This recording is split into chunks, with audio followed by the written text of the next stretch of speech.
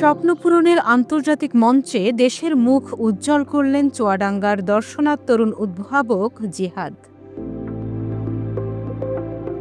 আমি মোহাম্মদ জাহিদ হাসান জিহাদ, বর্তমানে দর্শনা সরকারি কলেজের ইন্টার সেকেন্ড ইয়ারে পড়াশোনা করছি।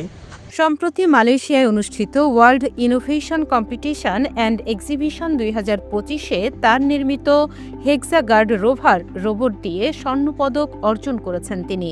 আমার যে প্রজেক্টটা সেটা হচ্ছে হেক্সাগার্ড রোভার। মূলত আমরা দীর্ঘ 1 বছরের প্রচেষ্টায় আমি এই যে প্রকল্পটা আছে সেটা তৈরি করতে সক্ষম হয়েছি। দর্শনা সরকারি কলেজের দ্বাদশ শ্রেণীর ছাত্র জিহাদ চুয়াডাঙ্গা সায়েন্স অ্যান্ড রোবোটিক্স ক্লাবের প্রতিষ্ঠাতাও। 4 দিনব্যাপী বিশ্ব আয়োজনে প্রায় 2 শতাধিক দল অংশ নেন। আইটি ও রোবোটিক্স বিভাগে জিহাদের রোভার বিচারকদের নজর কাড়ে এবং কঠোর প্রতিযোগিতায় বাংলাদেশ স্বর্ণপদক অর্জন করে, যা স্থানীয় প্রশাসনের কাছে গর্বের বিষয়। অগ্নিকাণ্ডের ঘটনা ঘটলেও সেখানে সে রোবট দিয়ে সে অগ্নিকাণ্ড নির্বাপন করার ক্ষমতা সম্পন্ন একটি রোবট তৈরি করছে, যে রোবট দিয়ে শুধু আমাদের নয়, আমাদের দেশের সর্বক্ষেত্রে সে ভূমিকা রাখতে পারবে। আর সরকারের প্রতি আহ্বান জানাবো এই ধরনের যারা রোবট আবিষ্কার করছে তাদেরকে সহযোগিতা করা। জিহাদ জানান, তার হেক্সাগার্ড রোভার জরুরি পরিস্থিতি, দুর্যোগ ও সামরিক নিরাপত্তার জন্য তৈরি একটি বহুমুখী রোবট।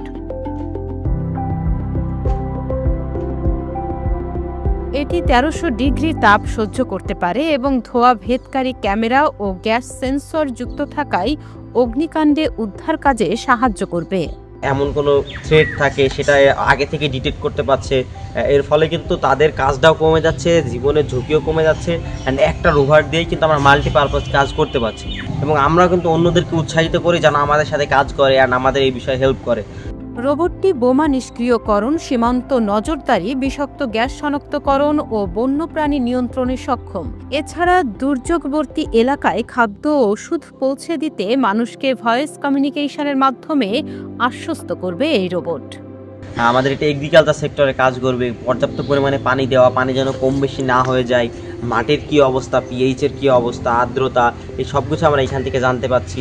জিহাদের এই সাফল্য রাতারাতি নয়। এর আগে তিনি 46তম জাতীয় বিজ্ঞান ও প্রযুক্তি মেলায় জেলা ও বিভাগীয় পর্যায়ে প্রথম স্থান, ওয়াইশ বাংলাদেশ সিলভার মেডেল ও ড্রিমস অব বাংলাদেশ স্পেশাল অ্যাওয়ার্ডও পেয়েছেন।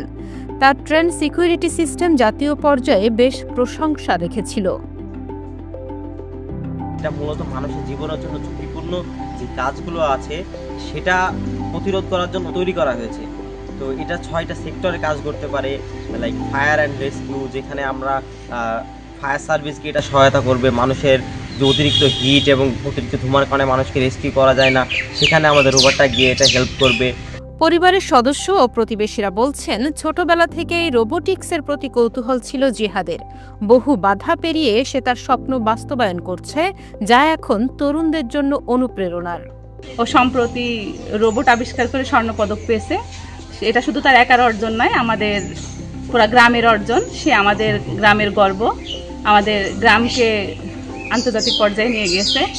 আমরা সরকারের কাছে বিনীতভাবে অনুরোধ করব, সে সরকারিভাবে সহায়তা পেলে আরও অনেক কিছু করবে।